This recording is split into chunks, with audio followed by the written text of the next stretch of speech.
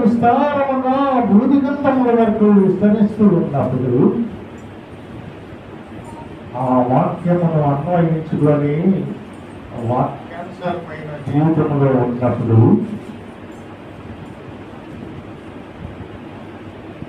దేవుడు మహిమపరచుకున్నాడు అన్న విషయాన్ని మనం అర్థం చేసుకోవాలి.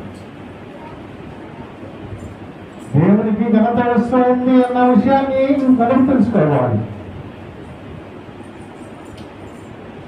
అంతేకాదు, ఇక్కడ ఇంకొక విషయం చెప్పారు. మరియు నిత్య జీవితమునకు నిర్ణయింపబడిన వారందరూ విశ్వసించారు.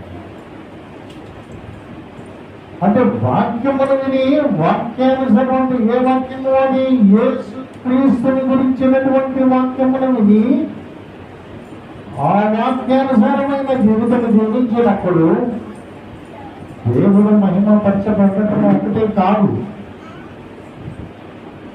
దేవుడు ఘనపరచబడటం ఒకటే కాదు, నీకు నిత్య జీవితము ఉంటుంది అని